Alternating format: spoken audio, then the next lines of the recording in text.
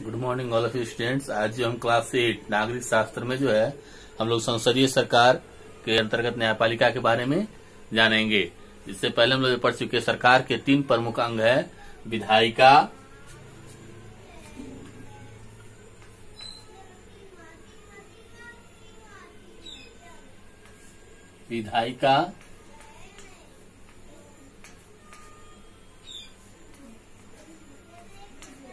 कार्यपालिका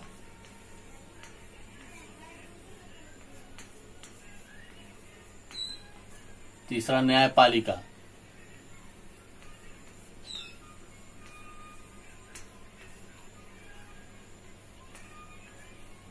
जहां विधायिका का कार्य जो है कानून बनाना होता है, वहीं कार्यपालिका जो है विधायिका द्वारा जो है बनाए गए कानूनों को लागू करने का काम करती है, और न्यायपालिका जो है न्याय देने और कानून की व्याख्या करने का काम करती है। आज हम लोग न्यायपालिका के बारे में जानेंगे। भारत में न्यायपालिका व्यवस्था कैसी है और भारत में जो न्यायपालिका जो कितने स्तरों की है, और साथ ही साथ न्यायाधीशों की नियुक्ति और उनके कार्य उनके अधिकार क्षेत्रों की चर्चा करेंगे। सबसे पहले हम जानेंगे कि भारत में जो न्यायपालिका है उसकी व्यवस्था कैसी है। भारत में जो है एकल एकीकृत जो है न्यायपालिका व्यवस्था है, जिसके अंतर्गत ऊपर से नीचे स्तर तक एक ही जो है श्रृंखला में न्यायपालिका व्यवस्था बनी हुई है। इसका अर्थ यह है नहीं कि केंद्र के लिए अलग न्यायालय अलग न्यायपालिका और राज्य के लिए अलग न्यायपालिका। वास्तव में सभी एक ही सूत्र में बंधे हुए हैं। जो न्यायपालिका है वह जो सबसे ऊपर है वह है सुप्रीम कोर्ट, जो दूसरे स्तर पर है हाई कोर्ट, और तीसरे स्तर पर जो है डीसी यानी जो है जिला डिस्ट्रिक्ट कोर्ट। ये 3 स्तर पर बटी हुई है। भारतीय संविधान के जो है भाग 5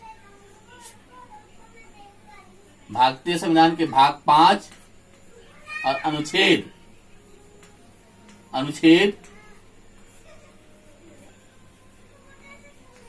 124 से लेकर जो है 47 तक जो है सर्वोच्च न्यायालय की व्याख्या की गई है। जो भारत की जो न्यायिक व्यवस्था है विश्व की सबसे जो है प्रसिद्ध न्यायिक व्यवस्था, विश्व की जो है सबसे प्रमुख जो है महत्वपूर्ण न्यायिक व्यवस्था जो है मानी जाती है। साथ ही साथ जो है जो न्याय व्यवस्था है इस पर जो किसी प्रकार की कार्यपालिका न तो इस प्रकार न्यायपालिका पर कार्यपालिका का और न किसी व्यक्ति का नियंत्रण होता है। यह जो है स्वतंत्र न्यायिक व्यवस्था है।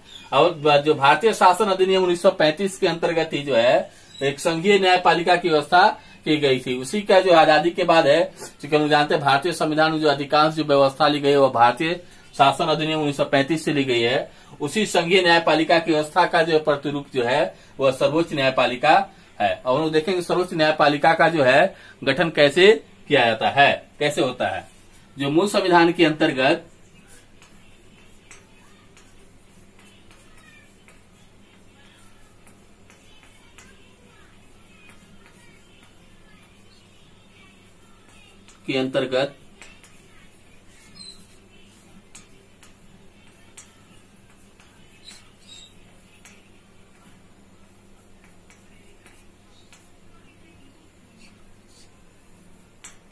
सर्वोच्च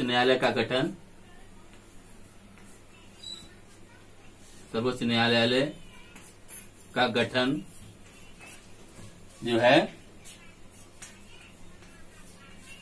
एक मुख्य न्यायाधीश और 7 अन्य न्यायाधीश, एक मुख्य न्यायाधीश और 7 अन्य न्यायाधीशों को मिलकर जो है किया जाता है। एक मुख्य न्यायाधीश और 7 अन्य न्यायाधीशों को मिलाकर। परंतु वर्तमान जो है इस जो है संख्या में जो है संसद जो कभी परिवर्तन जो है कर सकती है। इसी के आधार पर जो है संसद द्वारा 2008-9 में जो है इसमें परिवर्तन कर दिया गया, और सर्वोच्च न्यायालय में जो है इनकी संख्या बढ़ाकर जो है एक मुख्य न्यायाधीश और 30 अन्य न्यायाधीश कर दी गई, यानी कुल जो संख्या है वह 31 कर दी गई। अब हम देखेंगे जो है सर्वोच्च न्यायालय में न्यायाधीशों की नियुक्ति किस प्रकार की जाती है।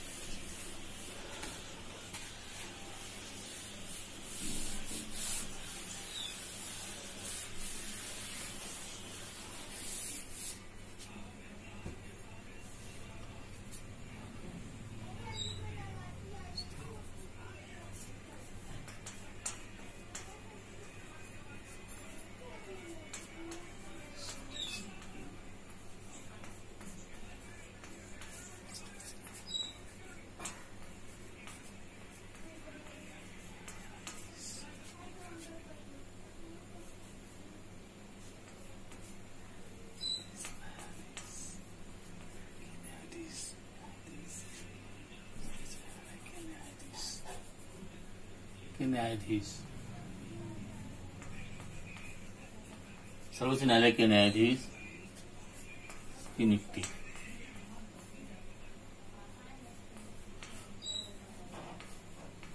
सर्वोच्च न्यायालय के न्यायाधीश की जो है नियुक्ति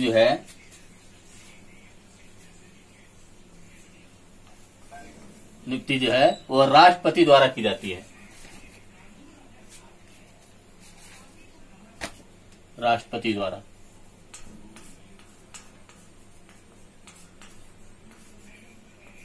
जो है राष्ट्रपति द्वारा जो है वह सर्वोच्च न्यायालय के न्यायाधीश की नियुक्ति की जाती है। परंतु राष्ट्रपति जो है वह चूंकि हम लोग इसे पढ़ चुके हैं, जो राष्ट्रपति जो है वह प्रधानमंत्री या मंत्रिमंडल के परामर्श पर जो है अन्य अधिकारियों की नियुक्ति की जो है भारत के उच्च अधिकारियों की नियुक्ति करते हैं। परंतु राष्ट्रपति जो है यहाँ प्रधानमंत्री और मंत्रिमंडल के परामर्श से जो है वह सर्वोच्च न्यायालय के न्यायाधीश की नियुक्ति नहीं करते, बल्कि जो है मूल संविधान के अंतर्गत जो है वह जो है सुप्रीम कोर्ट की सलाह के आधार पर जो है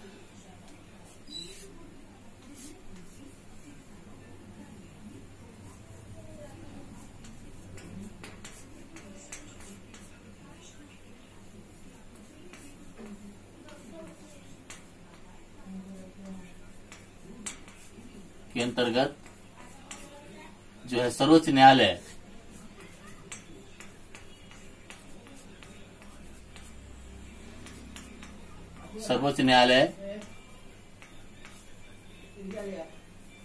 के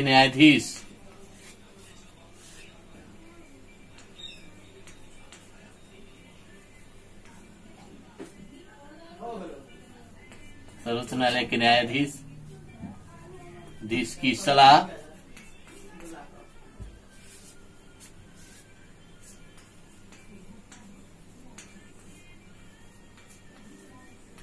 जो है सलाह पर जो है राष्ट्रपति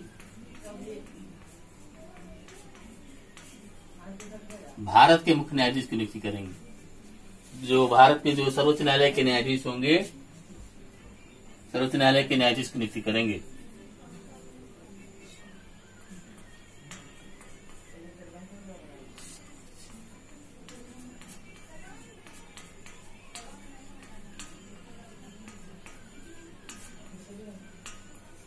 सर्वोच्च न्यायालय के न्यायाधीश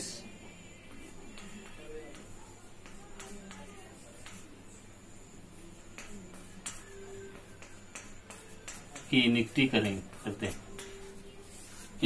हैं।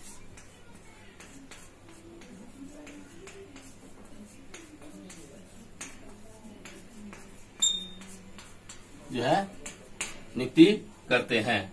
जो भारत ही जो है एकमात्र ऐसा देश है जहां जो है न्यायाधीशों की नियुक्ति में जो है न्यायाधीशों की सलाह ली जाती है, सर्वोच्च न्यायालय की सलाह ली जाती है। परंतु बाद में जो है सर्वोच्च न्यायालय के जो इसमें बदलाव कर दिया गया और इसके लिए एक व्यवस्था बना दी गई जिसे हम क्लोजिव व्यवस्था कहते हैं।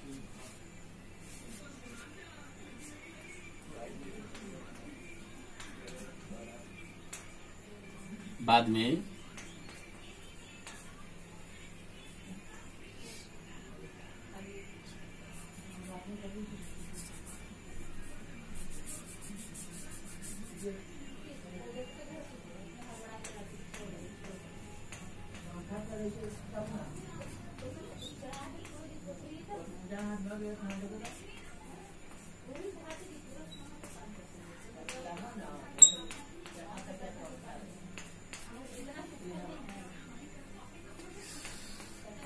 सर्वोच्च न्यायालय के न्यायाधीश की नियुक्ति के लिए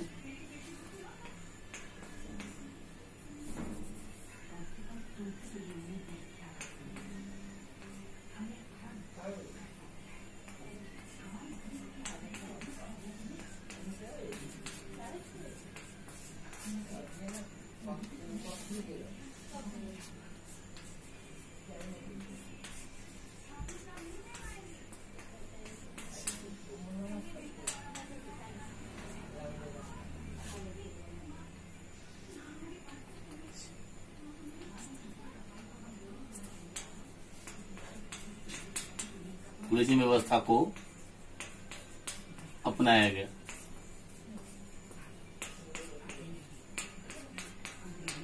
जो है क्लोजिंग व्यवस्था को जो है अपनाएगा। क्लोजिंग व्यवस्था के अंतर्गत जो है एक मुख्य न्यायाधीश और जो है 4 अन्य न्यायाधीशों का एक न्यायाधीश मंडल है।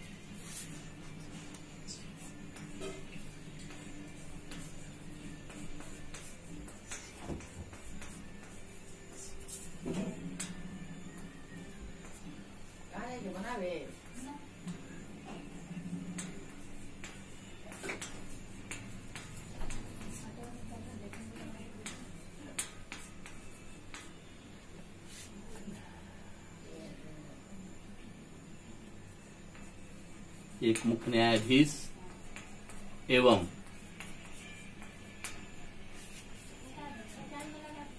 4 अन्य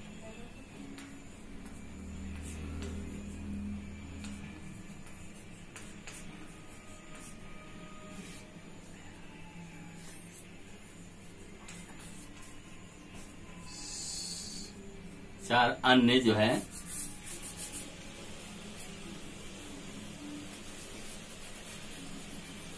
चार अन्य न्यायाधीशों का एक मंडल है।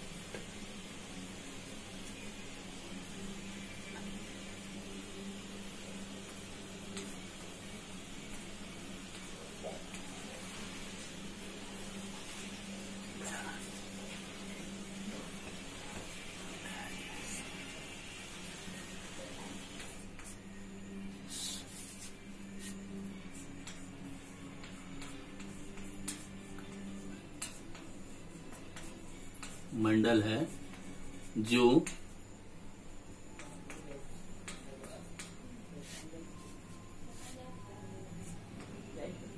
राष्ट्रपति को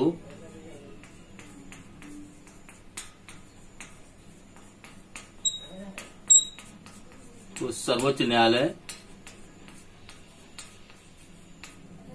सर्वोच्च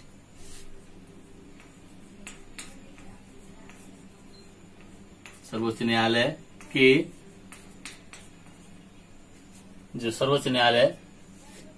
के न्यायाधीशों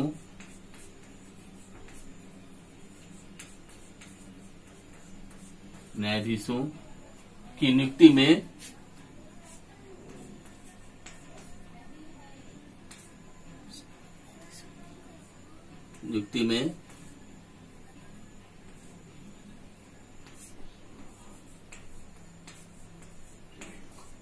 में राष्ट्रपति को परामर्श देता है।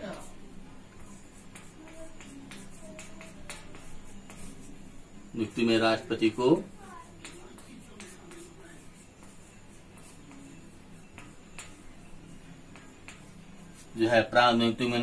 राष्ट्रपति को परामर्श देता है।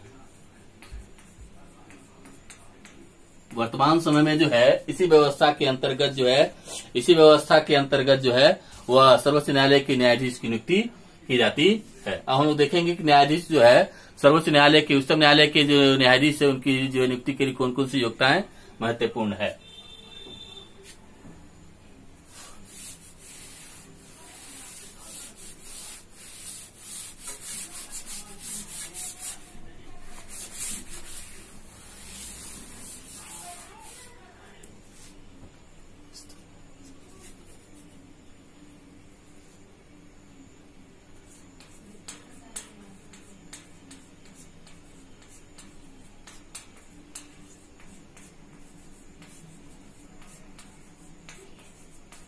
सर्वोच्च न्यायालय के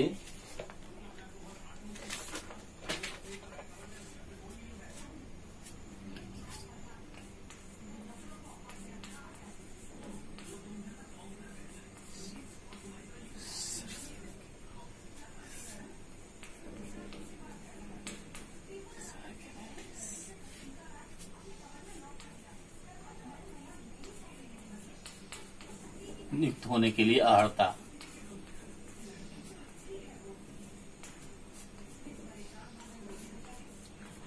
होने के लिए योग्यताएं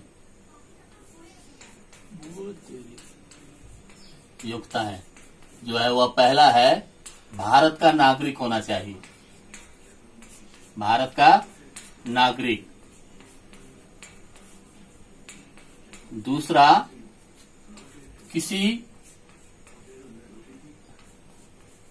उच्च न्यायालय में, किसी भी उच्च न्यायालय में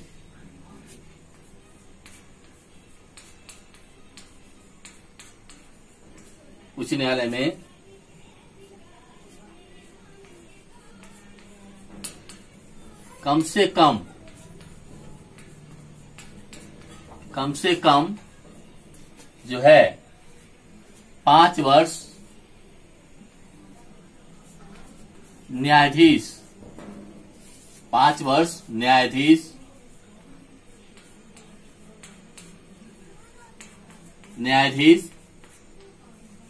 रह चुका हो, अथवा किसी उच्च न्यायालय में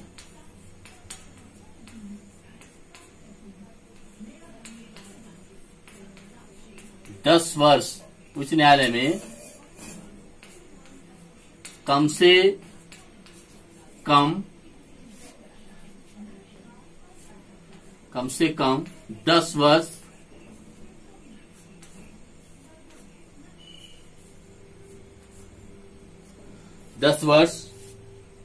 जो है अधिवक्ता रहा हो,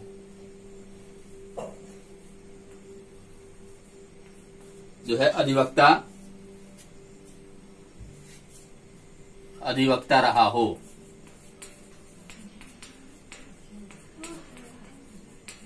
अथवा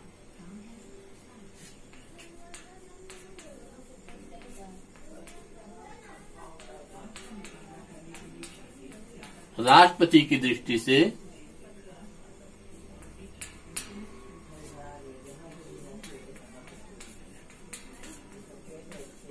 राष्ट्रपति जो है के मत में राष्ट्रपति के मत में वह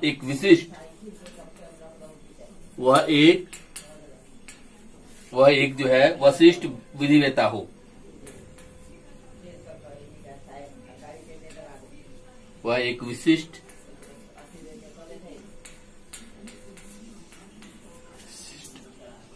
विधिवेता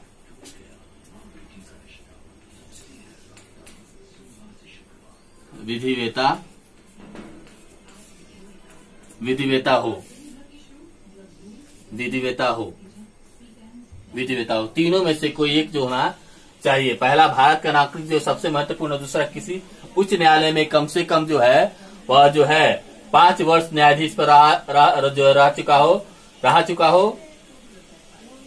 रह चुका हो, अथवा जो है किसी उच्च न्यायालय में कम से कम 10 वर्ष जो है अधिवक्ता रहा हो, अथवा राष्ट्रपति की मत से वह एक विशिष्ट विजेता हो, तभी जाकर वह जो है उसको जो है सर्वोच्च न्यायालय का जो है न्यायाधीश नियुक्त किया जा सकता है। अब हम जो है उसके कार्यकाल के बारे में जो है चर्चा करेंगे।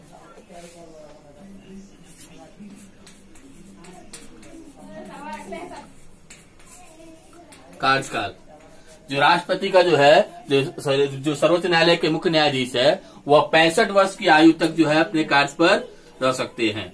जो अधिकतम जो है सीमा की जो है चर्चा की गई संविधान में, न्यूनतम की चर्चा नहीं की है। जो वरिष्ठता के आधार पर जो है उनकी नियुक्ति होती है और 65 वर्ष तक जो है वह अपने जो है सर्वोच्च न्यायालय के न्यायाधीश पर कार्य पर बने रह सकते हैं। दूसरा, राष्ट्रपति जो है विमुक्ति संबंध में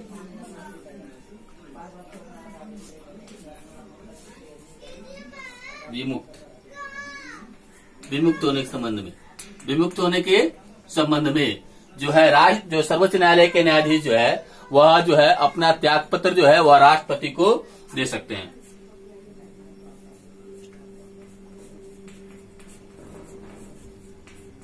वो त्याग पत्र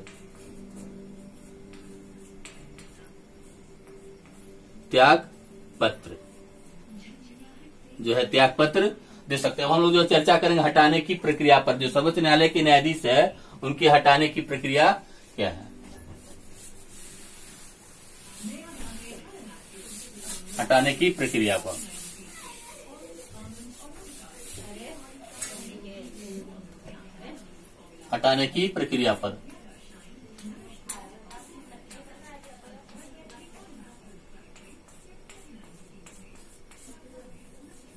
हटाने की विधि या प्रक्रिया,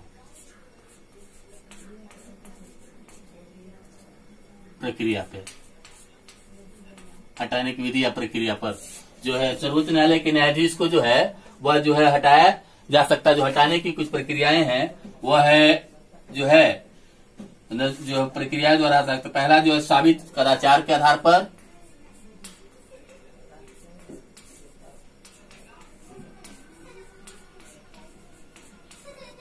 कदाचार या असमर्थता के आधार पर जो है उन्हें हटाया जा सकता है। असमर्थता के आधार पर जो है उनको हटाया जा सकता है। यदि पर किसी प्रकार का जो है आरोप लगता है, न्यायाधीश के संबंध में जो किसी प्रकार का आरोप लगता है भ्रष्टाचार से संबंधित या किसी प्रकार के जो है उनसे जो है उन पर जो किसी प्रकार का जो है चरित्र संबंधी आरोप लगता है या कार्य में असमर्थ है तो उन्हें जो हटाया जा सकता है। परंतु उसको हटाने की जो एक प्रक्रिया है वह संसद के किसी भी सदन में द्वारा जो है संसद में जो उसका प्रस्ताव लाया सकता है। और जो संसद के जो है वह किसी भी द्वारा लोकसभा में भी और राज्यसभा में भी,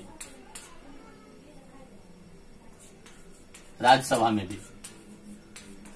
जो है प्रस्ताव को लाया जा सकता है। और जो है उस प्रस्ताव को करीबन जो है 100 जो है लोकसभा में 100 जो है सदस्यों को जब समर्थन हासिल हो और यदि राज्यसभा में जो प्रस्तुत किया 50 लोगों का जब समर्थन हासिल होता है तो समर्थन हासिल हो जाने के बाद जो है संसद द्वारा एक समिति का जो गठन किया जाता है, संसद द्वारा एक समिति का गठन किया जाता है।